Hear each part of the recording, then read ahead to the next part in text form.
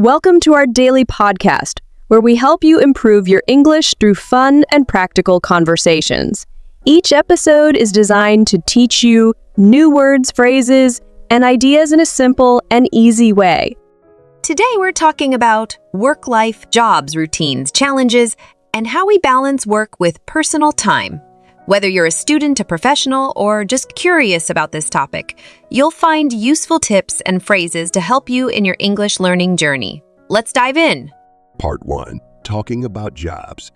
Hi, Maria. How's your day going? Hi, Robin. It's going well. Thank you. I've been busy with work, but I'm glad to take a break and chat with you. That's great. Speaking of work, what do you do for your job? I work as a graphic designer for a small marketing company. My job involves creating posters, advertisements, and sometimes social media content for our clients. Wow, that sounds interesting. Do you enjoy it? Yes, I do. I love being creative and designing things. It feels good when my ideas turn into something real, like a poster or an ad that people see. What about you, Robin? What do you do? I'm a teacher at a local high school. I teach English to teenagers. That's amazing. Teaching must be a very rewarding job. It is. I enjoy helping students learn and grow. It can be challenging at times, especially when students aren't interested in the subject, but seeing their progress makes it all worth it. I can imagine. What's the best part of being a teacher for you? I'd say it's when students finally understand something they found difficult. Their smiles and excitement are priceless. And for you, what's the best part of being a graphic designer? I think it's the variety in my work. Every project is different, and I get to use my creativity in new ways. It's never boring. Part 2. Work routines and challenges. So, Maria, what's a typical day at work like for you?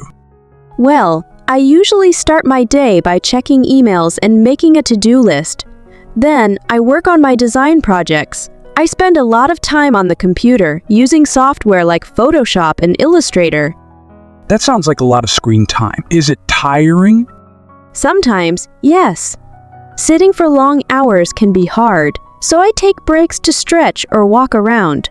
What about you? What's your daily routine like as a teacher? My day starts with planning lessons and preparing materials. Then I teach classes, usually for about 6 hours. After that, I grade assignments and sometimes meet with parents or other teachers. That sounds busy. Do you ever feel stressed? Yes, there are times when it feels overwhelming, especially during exam periods. But I try to stay organized and focus on one task at a time. Do you face challenges in your job? Yes, one challenge is meeting deadlines. Clients often want their designs quickly, so I have to work fast without compromising quality. It can be stressful, but it's also exciting. Deadlines can be tough. How do you manage them? I make a plan and set small goals for each part of the project. That way, I can stay on track and avoid last-minute rushes. That's a smart approach. Part 3. Work-life balance. Maria, how do you balance work and personal life? I try to set clear boundaries. For example, I avoid checking work emails after office hours. I also make time for hobbies, like painting and watching movies. That's great. What's your favorite hobby? I love painting landscapes. It helps me relax and recharge. What about you, Robin? How do you maintain work-life balance? It's not always easy, but I try to spend quality time with my family and friends. I also enjoy reading books in my free time. That sounds nice. Do you ever feel like work takes over your personal time? Sometimes, especially when I have a lot of grading to do. But I remind myself that rest is important too.